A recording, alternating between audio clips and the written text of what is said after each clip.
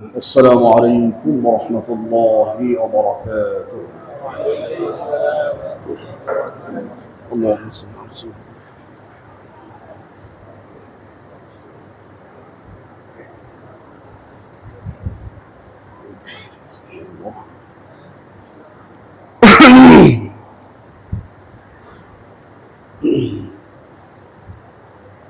الحمد لله الحمد لله نحمده ونستعينه ونستغفره ونؤمن به ونتوكل عليه ونعوذ بالله من شرور أنفسنا ومن سيئات أعمالنا من يهده الله فلا مضل له ومن يضلل فلا هادي له ونشهد أن لا إله إلا الله وحده لا شريك له ونشهد أن سيدنا وسندنا وقدوتنا وأسوتنا وطبيبنا وحبيبنا ومولانا محمدا عبده ورسوله الذي أرسله بالحق بشيرا ونذيرا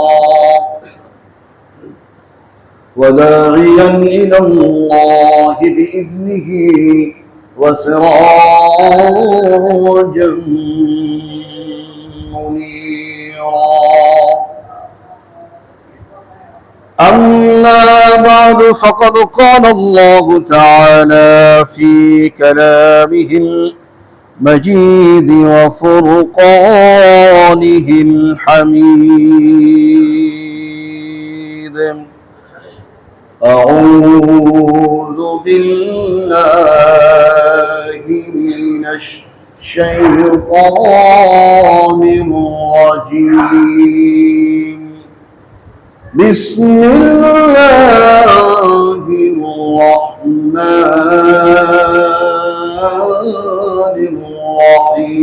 الرحيم ومن يتق الله يجعل له مخرجا ويرزقه من حيث لا يحتسب صدق الله مولانا العظيم وصدق رسوله النبي الكريم ونحن على ذلك من الشاهدين والشاكرين الحمد لله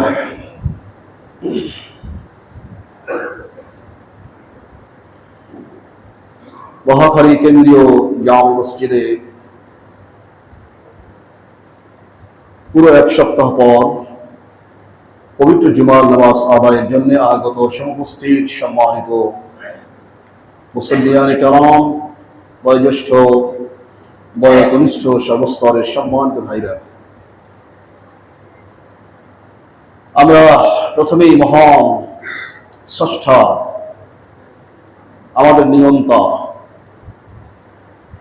যার ইশারায় সমস্ত পৃথিবী চলমান, সে মহান আল্লাহ তাবারক ওয়া তাআলার সন্নিধানে হৃদয়ের সবরকম শ্রদ্ধা আবেগ উজাড় করে আমরা অগণন অপরিসীম শুকরানা আদায় করছি যে মাবুদ আমাদের সবাইকে আমাদের প্রত্যেকের স্ব কাজ কর্ম থেকে ফারিক করে আমাদের পারিবারিক, সামাজিক, বৈষয়িক সকল ঝামেলা থেকে মুক্ত করে নিযুক্ত করে আল্লাহ পাক আজকের এই দিনে সাপ্তাহিক বিশেষ ইবাদত পবিত্র জুমার নামাজ আদায়ের জন্য এলাকার সর্বপ্রাচীন মসজিদ, আমাদের আবেগের মসজিদ মহাখালী কেন্দ্রীয় জামে মসজিদে আসা, অত্যন্ত শান্ত সঙ্গচিত্তে বসা এবং কালাম রব্বানি থেকে কিছু কথা বলার, শোনার এবং সে অনুযায়ী জীবনের গতিপথকে নির্মিত করা এক অত্যন্ত মূল্যবান সুযোগ দানে যে মাবুদ আমাদের সবাইকে ধন্য করেছেন,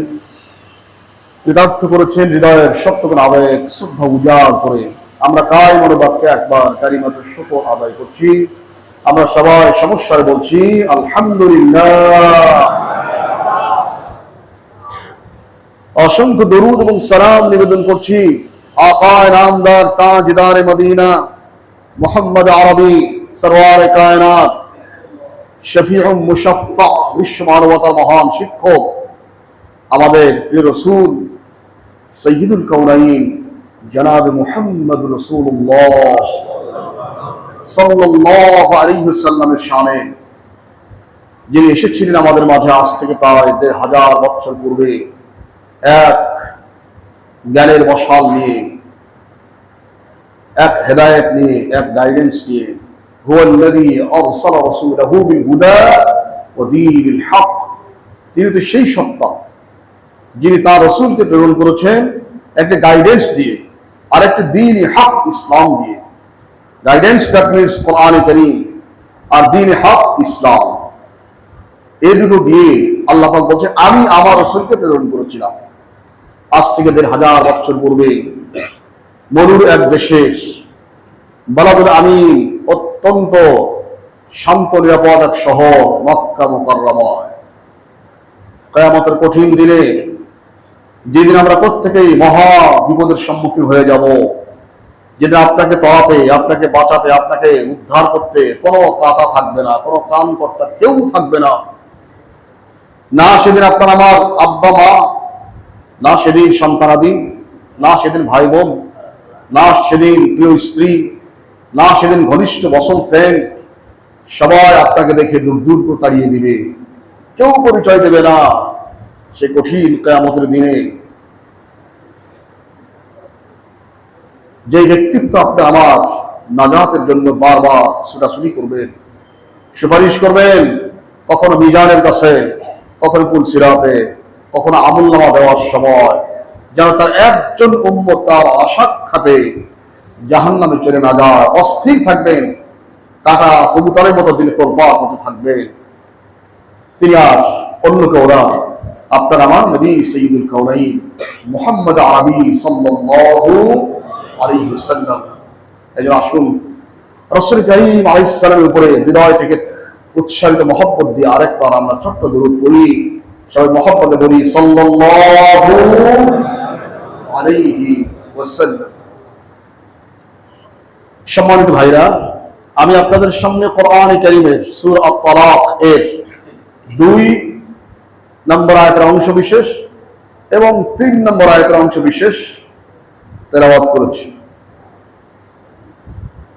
যেখানে আল্লাহ পাক বলছেন ওয়া ইয়াত্তাকিল্লাহ ইয়াজআল লাহু মাখরাজা ওয়া ইয়ারযুকুহু মিন হাইথু লা ইয়াহতাসিব। আমাদের সবচাইতে চাওয়া হলো, যারা আমরা বর্তমান পৃথিবীতে বেঁচে আছি, আমাদের সবচাইতে চাওয়া যেন আমরা একটু সিকিউর হতে পারি, সকল ক্ষেত্রে আমরা যেন একটু নিরাপত্তা পেতে পারি।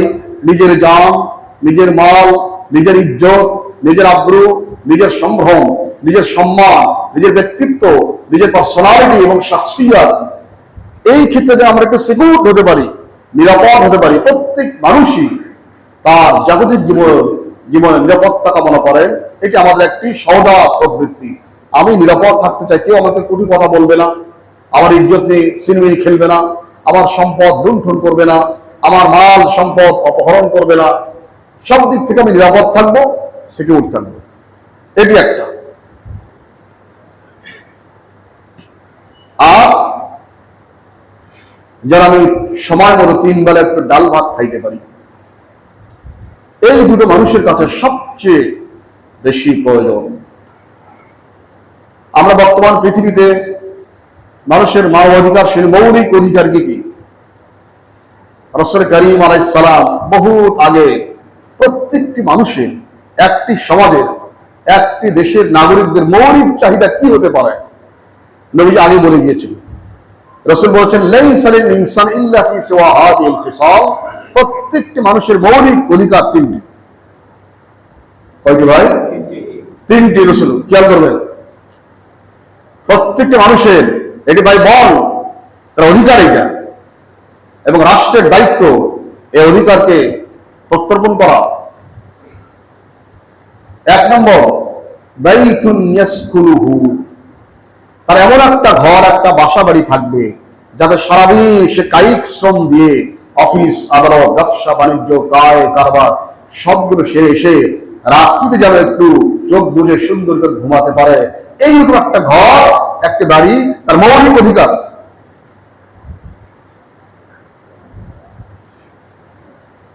দুই নম্বর,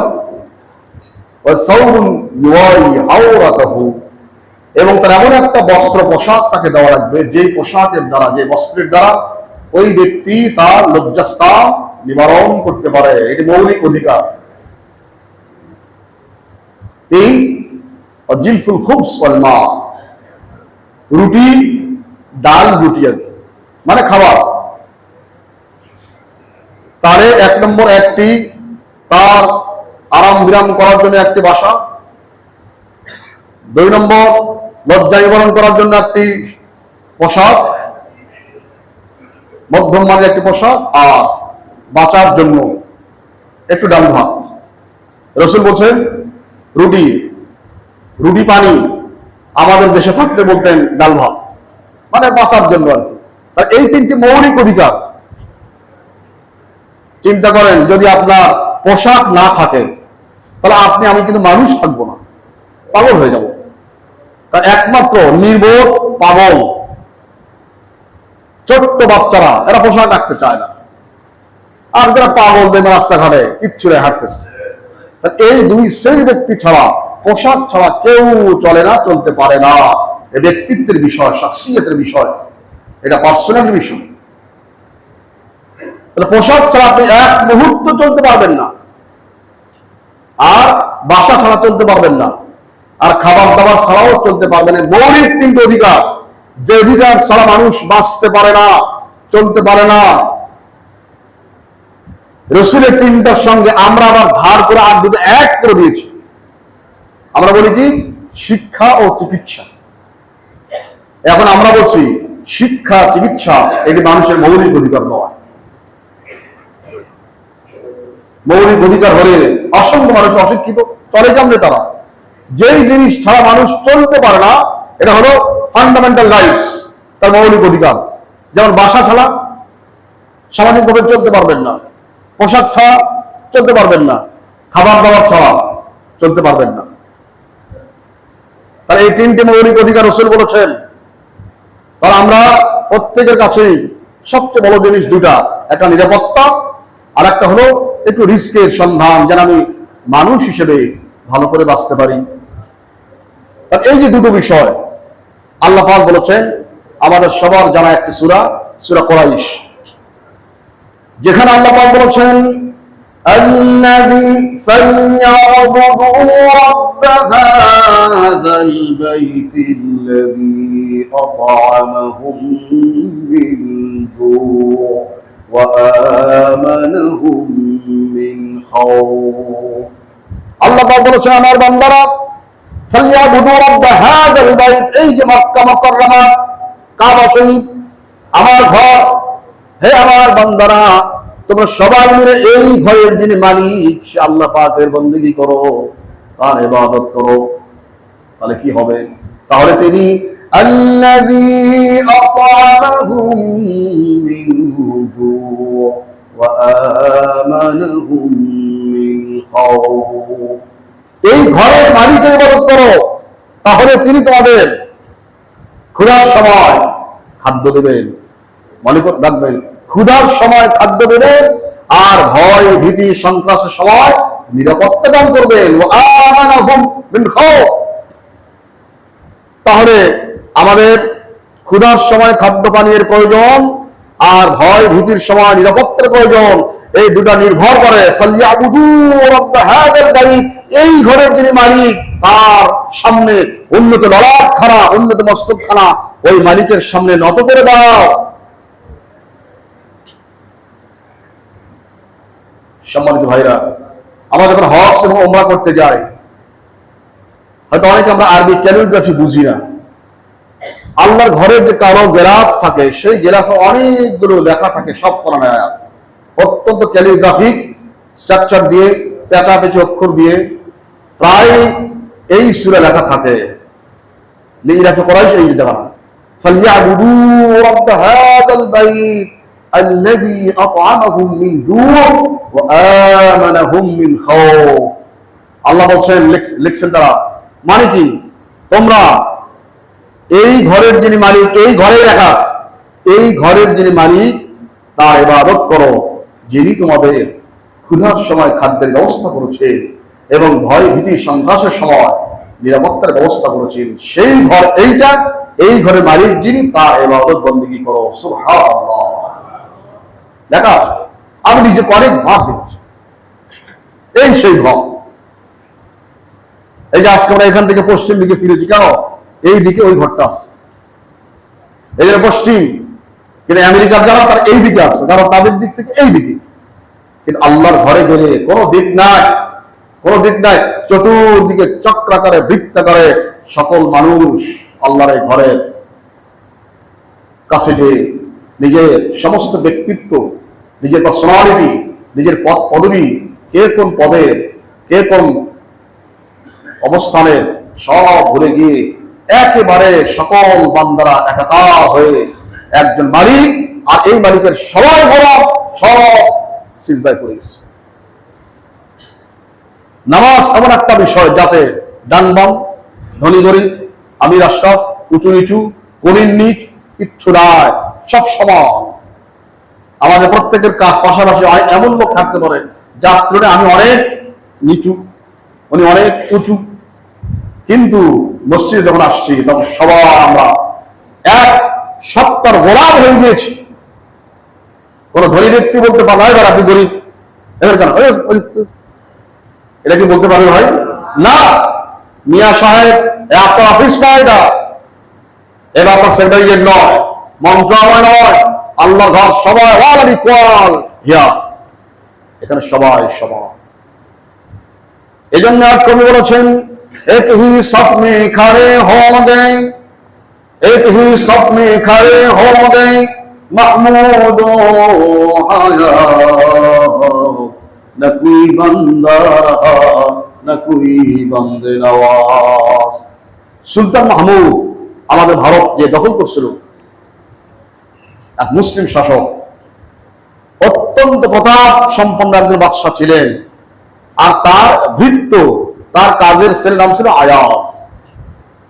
বাস বাদশাহ নামদার তার অফিসে থাকেন, আর সে বাইরে ওই দিকে থাকে।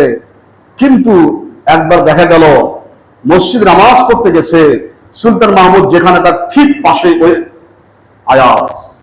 এক কবি দেখছেন, কিরে, বাদশার পাশেই তার গোলাম, তার ভৃত্য, বাদশা থেকে মানা করলো না। অথচ অফিসে গেলে কোথায় বাদশা, কোথায় আয়াজ? তখন তিনি বললেন, এক হি স্বপ্নে খড়ে হয়ে গে মাহমুদ ও আয়াজ। আহা, একই কাতারে, একই কাতারে পাশাপাশি দাঁড়িয়েছে সুলতান মাহমুদ এবং তারই গোলাম, তারই ভৃত্য আয়াজ পাশে। কিন্তু নাকুই বান্দা রাহা নাকি বান্দে নওয়াজ, এখানে বাদশা নাই, এখানে ভৃত্য নাই, দুইজন মিলে এক আল্লাহ গোলাম হয়ে গিয়েছে। সুবহানাল্লাহ। It is the equality of Islam, এটা ইসলামের সাম্যতা। সম্মানিত ভাইরা, বলছিলাম আমাদের মৌলিক অধিকারের মধ্যে দুটি, একটি হচ্ছে আমরা নিরাপত্তা চাই, আর একটা হলো খাদ্যের সংস্থান চাই। আমি যে আয়াতটা তেলাওয়াত করেছি সেখানে এই কথা বলা আছে, যেখানে আল্লাহ পাক বলেছেন, وَمَن يَتَّقِ اللَّهَ يَجْعَل لَّهُ مَخْرَجًا وَيَرْزُقْهُ مِنْ حَيْثُ لَا يَحْتَسِبُ। আল্লাহ বলছেন, যে ব্যক্তি সকল ক্ষেত্রে, যে ব্যক্তি সকল ক্ষেত্রে আমি আল্লাহকে ভয় করে পা ফেলে চলে, প্রত্যেকটি ক্ষেত্রে, মানে তাকওয়া, তাকওয়া যে ব্যক্তি জ্ঞান করতে পারছে, রিস্টোর করতে পারছে নিজের মধ্যে, সকল ক্ষেত্রে চলে, আল্লাহর সরব উপস্থিতি লক্ষ্য করে চলে। যখন সে কথা বলে চিন্তা করে আমি যে কথাটা বলছি এতে কি আমার আল্লাহ কি খুশি নাকি নারাজ। বান্দা এই চিন্তা করে এক একটা করে কথা বলবে। যখন কোনো বান্দা চলবে, যখন একটা স্টেপ সামনে দিবে, পা বাড়াবে, তখনই বান্দা চিন্তা করবে আমি যে পাটা রাখলাম বাড়াইলাম এতে কি আমার মাওলা সন্তুষ্ট না অসন্তুষ্ট। আমি যেখানে যাচ্ছি যেই গন্তব্যে সেই গন্তব্যে যাওয়াতে আল্লাহ পাকে সন্তুষ্ট নাকি অসন্তুষ্ট। প্রত্যেকটি ক্ষেত্রে প্রত্যেকটি মোমেন্টে প্রত্যেকটি সেক্টরে দেখে এই কাজটা করছি, এই কথা বলছি, এখানে যাচ্ছি, এখানে যাওয়ার জন্য পা তুলতেছি, এই কাজ করার জন্য চিন্তা করছি দিমাগ দিয়ে, মেধা মনন দিয়ে, এতে কি আমার আল্লাহ সন্তুষ্ট নাকি অসন্তুষ্ট। এই ফিলিংস এর ভিত্তিতে যেই ব্যক্তি জীবন তৈরিকে চালায় তার মক্ষম টার্গেটে, সেই ব্যক্তি মুত্তাকি। সকল ক্ষেত্রে মুত্তাকি তাকওয়ার অনেক সংজ্ঞা আছে। আমি আপনাদের 3-4টা সংজ্ঞা বলি তাকওয়া। আর মনে রাখবেন ভাই, আল্লাহ পাক যেখানে জান্নাতের কথা বলছেন সেখানে তাকওয়া এবং মুত্তাকির কথা বলছেন। যেখানে জান্নাত পাওয়ার কথা আসছে সেখানে তাকওয়া অথবা মুত্তাকির কথা আসছে। তার মানে তাকওয়া যার আছে ওই ব্যক্তি মুত্তাকি, আর মুত্তাকি যিনি তার মধ্যে তাকওয়া থাকে। যেমন প্রায় আমরা নামাজে বলি ইন্নাল মুত্তাকিনা ফি যিলালিন ওয়া আল্লাহ বলছেন সূরা মুরসালাত 30-29 পারা শেষ সূরা। আল্লাহ বলছেন নিশ্চয়ই মুত্তাকি যারা তারা ছায়াময় সুনিবিড় বন বনানী এরকম জায়গা জান্নাতের মধ্যে তারা থাকবে। আর যে বলছেন ইন্নাল মুত্তাকিনা ফি মাকামিন আমিন, মুত্তাকি যারা অত্যন্ত একটি সিকিউর নিরাপদ জোনে তাদেরকে রাখা হবে। তো যেখানে আল্লাহ পাক জান্নাতের কথা বলছেন সেখানে তাকওয়ার কথা বলছেন, তার মানে হলো আমরা প্রত্যেক ভাই বোন যারা আছি আমল আখলাক যাই করি না কেন আমরা প্রত্যেকেই এটা আশা রাখি, অভিপ্রায় রাখি, ইচ্ছে রাখি, আমাদের ইন্টেনশন আছে যে আমরা সবাই আল্লাহর কাছে জান্নাত কামনা করি, জান্নাত চাই। কি ভাই ঠিক না? সবাই জান্নাত চায়। তাহলে আমাদের অবশ্যই তাকওয়া রাখতে হবে। তাকওয়ার এক প্রথম সংজ্ঞা, তাকওয়াটা কি? মানে তাকওয়া শিরক ও বারিআ আনিন নিফাক। প্রথম সংজ্ঞা ছোট্ট কথা, মানে তাকওয়া আনিন শিরক, যেই ব্যক্তি শিরক থেকে নিজেকে সেভ করতে পারছে। আর যাই করুক না কেন, হয়তো অনেক গুনাহের কথা কাজ হয় কিন্তু বেচারি শিরক করে না, আর মনের মধ্যে নিফাকই রাখে না। বারিআ মিনান নিফাক, নিফাক কোনটা? এই রোগটা আমাদের কম বেশি প্রায় সবারই আছে। মনের মধ্যে চিন্তা একটা, মুখে বলি আর একটা। মুখে যা বলি মনে তা নাই, মনে যা আছে মুখে বলি উল্টো। এটা হলো মুনাফিকি। আল্লাহ বলেন ইয়াকুলুনা বিআলসিনাতিহিম মা লাইসা ফি কুলুবিহিম। কিছু লোক আছে, আল্লাহ বলেন কিছু লোক এমন আছে আমার বান্দারা যারা তাদের জবান দ্বারা মুখ দ্বারা এমন সব কথা বলে যা তাদের অন্তরে লালিত নয়। মানে মনে যেটা আছে এটা না, সে বলতেছে আরেকটা। এটা হলো মুনাফিকের আলামত। আমরা বোধহয় প্রায় সবার মধ্যে কম বেশি দোষটা আছে। আল্লাহর বান্দাদের মনে করি আর কিচ্ছু বুঝে না, আমি সব বুঝি, আমি সবচেয়ে চতুর চালাক, আমার কৌশল কেউ জানে না। হ্যাঁ ভাই, যদি কেউ নাও জানে তাহলে এমন এক সত্তা আপনাকে ফলো করছে যার কাছে আপনার ইনস্ট্যান্ট আউট, গোপন প্রকাশ্য বলতে কিছু নাই। তিনি কে ভাই? আপনি সেই সত্তার সামনে দাঁড়াবেন, সেদিন কি বলবেন? কিরে তুই বলতিস কি? ভিতরে কি তোর? যখন আল্লাহকে ম্যাচ করাবেন, এটা বলছিস তোর ভিতরে ছিল এটা কি? What is this? এটা কি? আমরা প্রত্যেকে বিশ্বাস করি এই দুনিয়ার জীবন সঙ্গ হবে, আমার সমস্ত প্রাণ পরিক্রমা সব ভেস্তে যাবে, আমার সুন্দর বাসা বাড়ি, তিলোত্তম সদৃশ প্রাসাদ, আমার ব্যবসা বাণিজ্য, আমার অফিস সব পড়ে থাকবে। আমাকে একদিন চোখটা বুঝে এই সমস্ত পোশাক আশাক সুন্দর সব খুলে সাদা বসন পরে কাপড়ে সাজিয়ে, আহা, আমার সমস্ত নাক, আমার কানের ছিদ্রগুলো তুলে দিয়ে বন্ধ করে কর্ফুর লাগায়া দুই দিকে পেঁচায়া চকলেট বানায়া যেই দিন আমার সব যাত্রা এই মসজিদের এই যে বিমান একটা আছে গাড়ি, এই গাড়ি যেদিন আপনার আমার বাসার সামনে যাবে, দুনিয়ার জীবনের সব খেলা শেষ। বিশ্বাস তো করি মরবো, কবরে যাব, এটাও বিশ্বাস করি আমার সামনে মুনকার নাকির রাখবেন, বিশ্বাস করি আমার সামনে হিসাব চাওয়া হবে, বিশ্বাস করি মিজান আসবে, দাঁড়িপাল্লা আসবে, বিশ্বাস করি পুল সিরাত আছে আমার সামনে, বিশ্বাস করি। তার আল্লাহ পাক বলছেন وَلِمَنْ خَافَ مَقَامَ رَبِّهِ جَنَّتَانِ فَبِأَيِّ آلَاءِ رَبِّكُمَا تُكَذِّبَانِ। যেই বান্দা বিশ্বাস করে একদিন আমাকে আল্লাহর সামনে দাঁড়িয়ে হিসাব প্রদান করতে হবে, এটা আমরা বিশ্বাস করি না ভাই? আল্লাহর সামনে দাঁড়াবো, আমলনামা বের করা হবে, আল্লাহ বলবেন আমি বলবো না ইকরা কিতাবাক, বান্দা তুমি নিজে বলো ইকরা কিতাবাক, তুমি নিজেই তোমার আমলনামাটা বলো, কাফা বিনাফসিকাল ইয়াওমা আলাইকা হাসিবা, you are the rough for the read and apprehend this book. তুমি নিজেই যথেষ্ট, তোমার আমলনামা পড়ে কি আছে তুমিই বলো, বাস সেদিন দেখবেন হে এতগুলো আমল করছি নাই কেন, আমি তো এই করছি নাই কেন, হজ করছি নাই কেন, যাকাত দিয়েছি নাই কেন, নাই কেন এই সমস্ত নেক কাজের বিপরীত, এই সমস্ত শিরক, বেদাত, গীবত, চগলখুরি, পরনিন্দা করতে করতে নেক আমল সব শেষ হয়ে গেছে। তো ভাই তাকওয়া প্রথম সংজ্ঞা হচ্ছে আপনি কোনোভাবেই আল্লাহ পাকের সঙ্গে শিরক করবেন না, মুনাফিকি থেকে নিজেকে সেফ করবেন, মুনাফিকি থাকবে না, মুনাফিকি রাখা যাবে না, যা বিশ্বাস করবেন তাই বলার চেষ্টা করবেন, আর যা বলবেন তা লালন করবেন, এটি হচ্ছে মুসলিমের পরিচয়।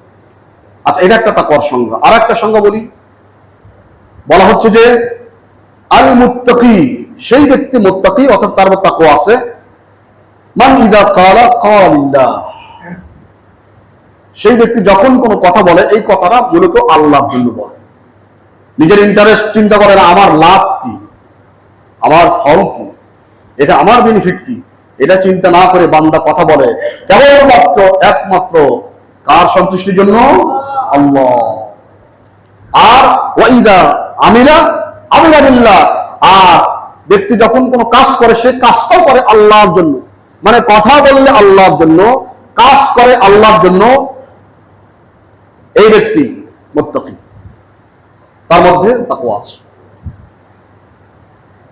লাস্ট একটা সংজ্ঞা দিই, যে সংজ্ঞা হযরত ওমরের সনদে বর্ণিত, হযরত ওমর খলিফাতুল মুসলিমিন ওমর ইবনুল খাত্তাব রাদিয়াল্লাহু তাআলা আনহু, উনি একবার তার বন্ধু এবং প্রখ্যাত মুফাসসির সাহাবীদের মধ্যে উবাই ইবনে কাব, কি নামটা ভাই মনে রাখবেন, উবাই ইবনে কাব, একদিন তাকে ডেকে জিজ্ঞেস করে, হে কাব, উবাই, আচ্ছা আল্লাহ পাক যে কোরআনে অসংখ্য জায়গা বললেন যে ইত্তাকুল্লাহ ইত্তাকুল্লাহ, আল্লাহকে ভয় করো ভয় করো, ইন্নাল মুত্তাকিনা ফি জান্নাতি ওয়া নাহার, আল্লাহ পাক অসংখ্য জায়গায় তাকওয়ার কথা বলছেন, তাকওয়ার কথা বলছেন, তাকওয়া হলে জান্নাত হবে, তাকওয়া হলে জাহান্নাম থেকে মুক্তি হবে।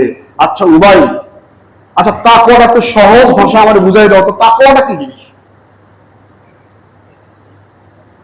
তখন তিনি বললেন, আমিরুল মুমিনিন, একেবারে সহজ, কি বলতো? তখন তিনি বললেন, হাল আখাস্তা তরিকান যা শাওক, আমিরুল মুমিনিন, আপনি কি কখনো কাঁটাযুক্ত রাস্তায় হেঁটেছেন? কাঁটা, হ্যাঁ হেঁটেছি। বলেন কেমনি চলতেন? কাইফা সালাকতা, কেমনি চলতেন আপনি?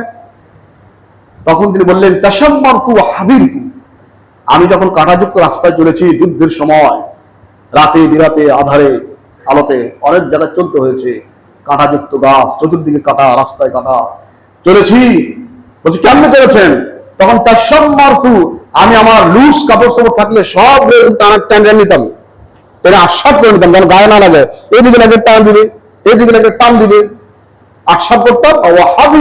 আর যখন পা ফেলতাম আমি দেখে ফেলতাম কোন জায়গায় পাটা ফেলতেছি, এখানে কি কাঁটা আছে নাকি, আমি ভালো করে দেখে কাঁটা নাই তারপর পা ফেলতাম, আবার দেখি কাঁটা নাই পা ফেলতাম, আবার দেখি কাঁটা নাই পা ফেলতাম। তখন উবাই ইবনে কাব হেসে দিলেন, বললেন, ইয়া আমিরুল মুমিনিন, যাকাত তাকওয়া, এটাই তো তাকওয়া। কেমনে?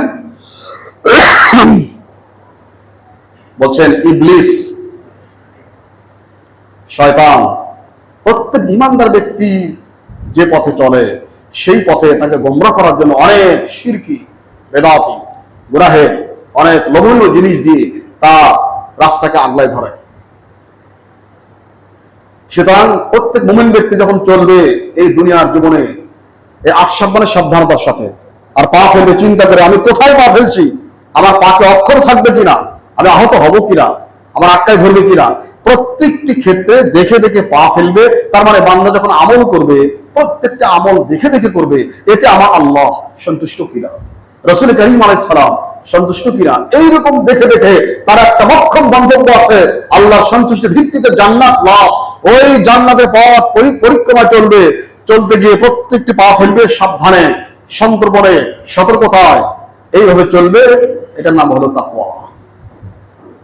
সম্মানিত ভাইরা, আমরাও তো চলি, কোথায় যাই, কোথায় পা ফেলি, কি চিন্তায় যায়, প্রত্যেকটি ক্ষেত্রে এই চিন্তা যদি করি, আমি যে কথাটা বললাম এটা কি আল্লাহর জন্য বললাম, নাকি আমার জন্য, নাকি আমার গোষ্ঠীর জন্য, নাকি আমার দলের জন্য, নাকি আমার পরিবারের জন্য? আপনি আপনার পরিবারের জন্য কথা বলতে পারেন, সমাজের জন্য বলতে পারেন, তবে সবার আগে আমাদের প্রত্যেকটি কথার মেরিট হবে এই কথা বলবো প্রথম একমাত্র আল্লাহ সন্তুষ্টির জন্য। সম্মানিত ভাইরা, যদি কোনো ব্যক্তি এরকম তাকওয়া অর্জন করতে পারে যে কথা বলে আল্লাহর জন্য বলে, এর অদুল হয় না, অন্যথা হয় না, কাজ করে আল্লাহর জন্য, যা বলে আল্লাহর জন্য, যা করে আল্লাহর জন্য, যা উনি সিদ্ধান্ত আল্লাহর জন্য দেন, যাই করেন আল্লাহর জন্য, তার মানে একবার totally like remote control by remote. যেমন উনি আল্লাহ রিমোট দ্বারা উনি নিয়ন্ত্রিত, আল্লাহ পাক যেমনি তাকে বলেন বাস, ওই যে বলা হয় না লাশের মতো। লাশ, এক আরব কবি বলেছেন এক ছাত্রকে, বাবা কুন ফি ইয়াদি শাইখিক কাল মাইয়িত ফি ইয়াদিল গাসসাল। ভালো আলেম হতে চাও, ভালো শিক্ষিত হতে চাও? জি ওস্তাদ। তাহলে শোনো, তোমার ওস্তাদের সামনে হবা ওই লাশের মতো, যে লাশ গোসলকারীর হাতে চলে যায়। তার মানে যেই ব্যক্তি জীবনে থাকে তার কাছেই পৌঁছাইতে পারি না, ওই লোক যখন মারা যায় আর গোসলকারী গোসল করায়, তখন সে কখনো কাট করে, সে কাট হয়, কোনো বক্তব্য নাই, শীত করে শীত হয়, কোনো বক্তব্য নাই, যখন মাথা উঁচু করে, কোনো বক্তব্য নাই। কি রে ভাই, এত ভদ্র হয়ে গেলে তুমি? বলছে গোসলকারীর হাতে লাশ যেমন, তার বক্তব্য নাই, গোসলকারী যেই দিকে নেয় সেই দিকে যায়, তোমার ওস্তাদ তোমাকে যেমন বলবে তুমি সেই রকম হবে। সুতরাং প্রত্যেক মুসলিম যদি আমরা ওই লাশের মতো আমাদের মালিক আল্লাহর বিধানের সামনে ওই রকম হয়ে যায় যে আমার আল্লাহ পাক যা বলছে আমার এটাই বক্তব্য, তিনি যা চান এটাই আমার চাওয়া, উনি যা সিদ্ধান্ত নেন এটা আমার সিদ্ধান্ত, যদি আল্লাহর কোন মানটা এইরকম রিমোট কন্ট্রোলের মতো হয়ে যায়, সেই ব্যক্তি পারফেক্ট এবং মুত্তাকি। এই মুত্তাকি যদি হয়, তার আল্লাহ পাক 2টা পুরস্কার বললেন আমার তেলাওয়াত করা আয়াতে, যেখানে আল্লাহ পাক বলেছেন وَمَن يَتَّقِ اللَّهَ يَجْعَل لَّهُ مَخْرَجًا। যেই ব্যক্তি আমার কোন বান্দা এইরকম তাকওয়া লালন করে তার বক্ষ দেশের মধ্যে দেয়, এরকম মুত্তাকি যদি কোনো বান্দা হয়ে যায়, তাহলে সেই বান্দার জীবনের সকল সমস্যা থেকে বের হওয়ার জন্য আমি আল্লাহ পাক তার সামনে কুদরতি রাস্তা বের করে দেব। যদি বান্দা সত্যিকার আমার হয়ে যায়, এই বান্দা আমি আল্লাহ ছাড়া কিচ্ছু বুঝে না, যা বলে আমার জন্য, যা করে আমার জন্য, যা মতামত দেয় আমার জন্য, যা সিদ্ধান্ত দেয় আমার জন্য, এই বান্দা বিপদে পড়ে যাবে আর আল্লাহ পাক চুপ করে বসে থাকবেন। আমাদের আল্লাহ এমন না, আপনাকে আমাকে ছেড়ে দেবেন না যে আমার বান্দা গহীন মরুভূমিতে না কেউ মরবে আর আল্লাহ পাক চুপ করে বসে থাকবেন, অথচ আমাকে ভয় করে, তাকওয়া লালন করে না। আমাদের রব, আমাদের মাওলা, আমাদের আল্লাহ এমন বেইনসাফি নয়। আমি আপনাদের সামনে এই আয়াতের তাফসিরে সহিহ বুখারীতে একটা হাদিস আছে, যদি কোনো বান্দা সত্যিকার অর্থে আল্লাহকে ভয় করে, কিরকম পুরস্কারটা হয় দেখেন। নবীজি বলছেন, শোনো, তোমাদের বহুত আগে বনী ইসরাঈলের সমাজে 3 বন্ধু একবার এক কাজে বাসা থেকে বের হয়েছিল। তারা যাচ্ছিলেন এক বিজন জনহীন মরুভূমি প্রান্ত দিয়ে যাচ্ছিলেন, যে রাস্তার মাঝামাঝি লোকালয় নাই, এইদিকে বহুত দূরে গ্রাম, ওইদিকে বহুত দূরে গ্রাম, আর এই রাস্তাটা খুব একটা পরিচিত রাস্তা না। যাচ্ছিলেন, যখন মাঝামাঝি গেছেন তখন প্রচন্ড ঝড়, বৃষ্টি, তুষারপাত শুরু হয়ে গেল। আরে তখন যাই কই, কোথায় আশ্রয় গ্রহণ করি? পাশে একটি পাহাড় ছিল, চলো পাহাড়ের দিকে যাই, একটা গুহা দেখে আশ্রয় নিল। কয় বন্ধু ভাই? 3 বন্ধু। 3 বন্ধু গেলেন, একটা গুহা পাইলেন, ঢুকলেন। ঢুকে দেখে আলহামদুলিল্লাহ এখানে পানি ঢুকবে না রে, পানি পড়লে ওইদিকে চলে যাবে, বাতাস ঢুকবে না, বাস যখন বৃষ্টি ঝড় বন্ধ হয়ে যাবে আমরা বের হয়ে যাবো, ঠিক আছে। এই চিন্তা করে বসলেন, তারা আরাম করতেছেন। হঠাৎ করে দেখা গেল ওই পাহাড়ের উপর থেকে বিশাল একটা প্রস্তর খন্ড, একটা পাথর এসে গড়ে গড়ে এসে ওই ওদের গুহার মুখে পড়ে গেল। সর্বনাশ। তখন তারা যে এটা এরকম ধরবে ছাদের মতো, হাত তো ওখানে যাচ্ছে না, আর আমরা আছি নিচে, সরাবো কেমন? আর হাত গেলেও এই পাথরকে এখান থেকে সরানো আমাদের দ্বারা সম্ভব না রে ভাই। বহুত চিন্তা ভাবনা করলো, করে তারা বলছে ভাই সাক্ষাৎ মৃত্যু, এখান থেকে বাঁচার আর তো উপায় না। যদি চিৎকার করে কাঁদি, আমাদের চিৎকারের আওয়াজ আল্লাহর কোনো বান্দার কানে পৌঁছবে না, বাসাতে খবর দেব, উপায় না ভাই। নিশ্চিত মৃত্যু রে, নিশ্চিত মৃত্যু, নিশ্চিত মৃত্যু। মরার আগে ছেলেকে দেখতে পারলাম না, বউর হাতে এক চামচ শরবত খাইতে পারলাম না, বন্ধু বান্ধব আহারে এটা কোন জায়গায়, এরকম কি ঘটলো এটা? তখন তাদের মধ্যে একজন সিনিয়র ভাই ছিলেন, শোনো ভাই রে, আমি একটা কথা বলি। বলেন ভাই। দেখেন ভাই কিভাবে বাঁচাবে একটু বলেন ভাই। উনি বললেন উনজুরু ইলা আমালিকুমুস সালিহা, চোখটা বন্ধ করে তাকাও তো, জীবনে তোমরা কেবলমাত্র আল্লাহর জন্য কোনো কাজ করছো কিনা। বাইরে অন্তত একটা করে হলেও খোঁজো, জীবনে একটা কাজ করছো, ছোট হোক বড় হোক, কেবলমাত্র আল্লাহর জন্য করছো। এইরকম ভাই আমি সহ 3 জন 3টা কাজ বের করি, আমার মন বলতেছে ওই রকম কাজ তো উসিলা করে যদি আমরা আল্লাহর বলি, আল্লাহ ওই যে কাজটা করছিলাম তুমি তো জানো আল্লাহ, আমি দুনিয়ায় কোনো পয়সা করির জন্য, অর্থবিত্তের জন্য, কোনো পদের জন্য এটা করিনি আল্লাহ, কেবলমাত্র একমাত্র তোমার জন্য করছিলাম আল্লাহ, এটা উসিলা করে পাথরটা একটু সরায় দাও।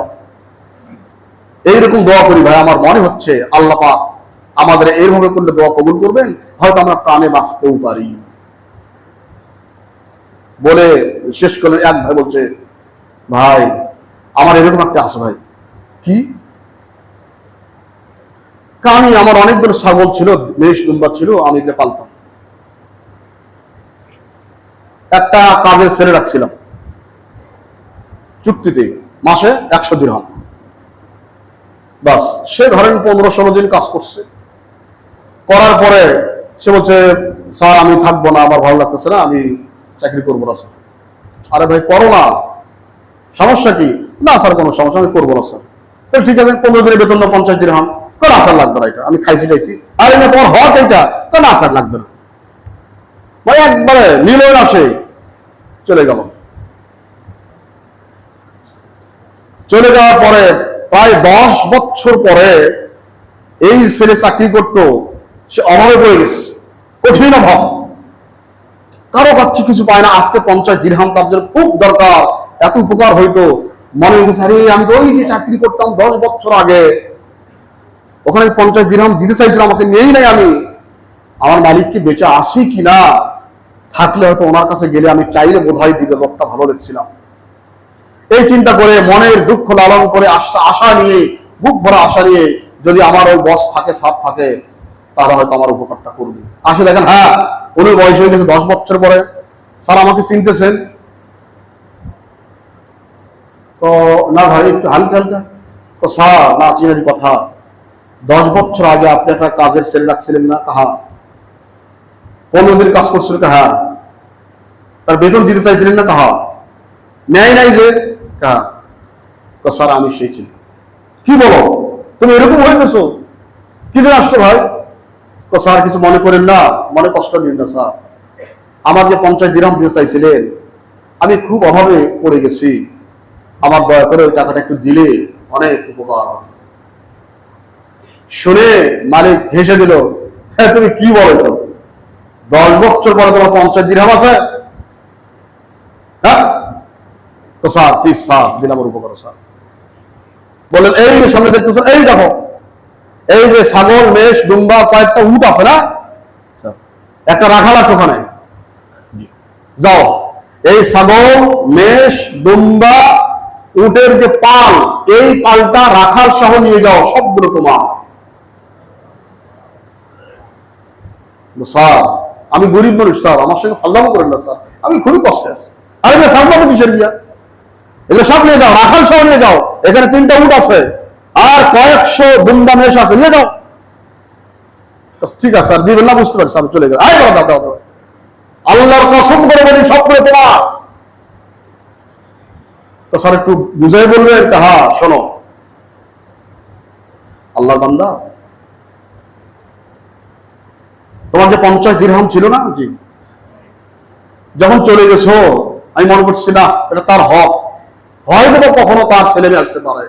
আমি সেই 50 দিরহাম দিয়ে নিয়ে একটা দুম্বা কিনছিলাম, সেই দুম্বার এত বরকত, 3-4 মাস পর বাচ্চা হইতে হইতে অনেক হয়ে গেল, বেশ দুম্বা বিক্রি করলাম, করে বেশ কিনলাম, বেশি হয়ে গেল, বিক্রি করলাম, করে একটা উট কিনছি, তারপরে এই যে দেখভাল করার জন্য দুধ বিক্রি করে খাওয়া দাওয়া দেখভাল জন্য একটা রাখাল রাখছি। আল্লাহর কসম, যিনি ছাড়া কেউ জানেন না তোমার 50 দিরহামের বরকত আজকে তোমার মেষ, দুম্বা, পাল, রাখাল সবগুলো তোমার টাকা, সব নিয়ে যাও। তো স্যার বলেন কি এটা, হ্যাঁ নিয়ে যাও। ওই খুশি হয়ে সব নিয়ে গেলেন।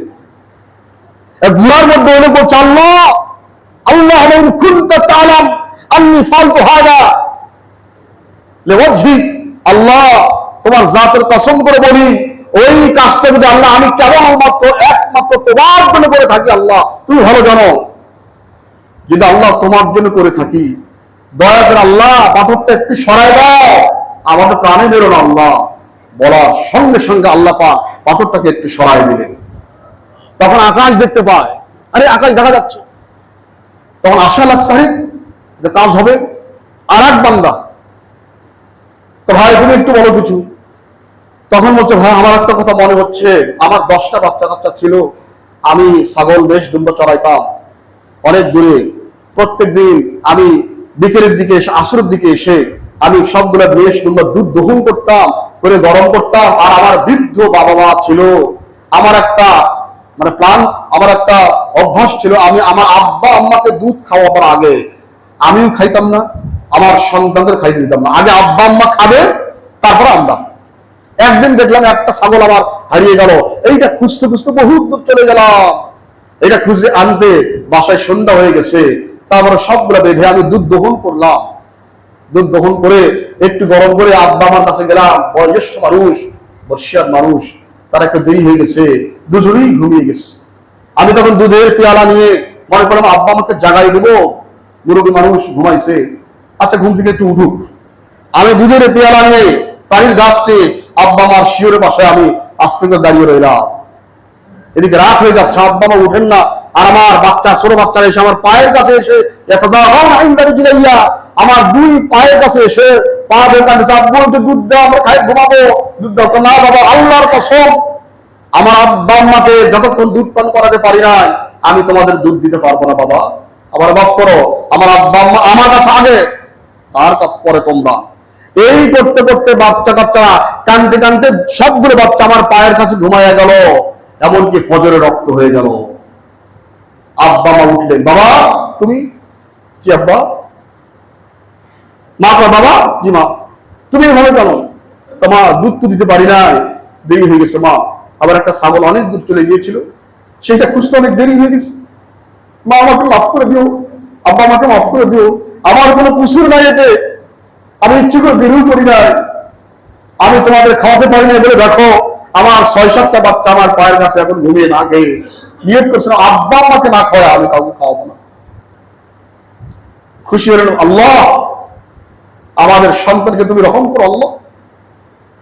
গুয়ারে যেমন আল্লাহ, আল্লাহুম্মা ইন কুনতা তাআলাম আন্নী ফালতু হাদা লিওয়াজহিক, আল্লাহ তুমি ভালো করে জানো যদি এই কাজটা আমি আল্লাহ কেবলমাত্র তোমার জন্য করে থাকি, আল্লাহ তুমি পাথরটাকে একটু সরাই দাও আল্লাহ।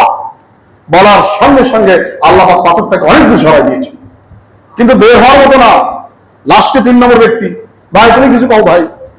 বলছে ভাই আমি কি বলবো, আমি তো যুবক মানুষ ছিলাম, আমার একটা স্বাস্থ্য বোন ছিল, আমি তাকে ভালোবাসতাম, কঠিন ভালোবাসতাম, খুব ভালোবাসতাম। একদিন বললাম বোন চলো আমরা একটু দূরে যাই, যাকে এনজয় করি, তুমি আমি ছাড়া কেউ থাকবে না। তখন বলো ভাই সত্য একটা কি, আমাকে 100 দিনার দেওয়া লাগবে। বোনটা এজন্য বলছিল যে পারবেও না, এ কাজ হবেও না। কিন্তু এই নাসো বান্দা সে অনেক কষ্ট করে 2 বছর কষ্ট করে 100 দিনার নিয়ে আমার কাছে আসছে। এই দেখো দিনার, তাহলে চলো, বলছো না? জি ভাই বলছিলাম তো, চলো ঠিক আছে। বোনের চিন্তা, বিয়ে শুধু হলো না, এর সঙ্গে যাচ্ছি, কথা দিয়েছিলাম, আর সে যে পারবে তা তো মনে করি নাই। গেছে একেবারে অভিসারে নিভৃতে নিরিবিলি জায়গায় গেছে, তারা ছাড়া কেউ নাই। তারা এই জেনা করার জন্য একেবারে উদ্যত হলো, একেবারে এভেন টাওয়ারে চলে গেছে। যখন তারা এই অপকর্ম শুরু করবে, তখন বোনটা বলছে সব দিক থেকে প্রস্তুত, ইয়া আব্দুল্লাহ ইত্তাকিল্লাহ ওয়ালা তাফতাহিল খাতাম, হে আল্লাহর বান্দা, কেউ দেখে না আল্লাহ দেখেন, ওই আল্লাহকে ভয় করো, আমার চরিত্র নষ্ট করো না ভাই, আমি এখন সতীত্ব নিয়ে আছি, সতী নারী, আল্লাহকে ভয় করো, আল্লাহ দেখছেন, আমার সতীত্ব নষ্ট করো না। যেমনি বলছে আল্লাহকে ভয় করো, আমার মনে একটা মসুর দিল, সত্যি তো আল্লাহ দেখেন। আমি সেখান থেকে লাভ দিয়ে 100 দিনারে একটাও নেই না, ওকে রেখে আমি দৌড় দিয়ে চলে আসলাম। আমি আর জেনা করি নাই। গুহা থেকে বলছে আল্লাহ তুমি সব জানো, যদি তুমি জানো এই কাজটা আল্লাহ তোমার ভয় করছি, তোমার সন্তুষ্টির জন্য, আল্লাহ দয়া করে পাথরটাকে সরায় দাও। রাসূল বলছেন এই তৃতীয় ব্যক্তি বলার সঙ্গে সঙ্গে আল্লাহ পাক পাথরটাকে সরায় অনেক দূরে দিলে গোটা গুহা মুক্ত হয়ে গেল।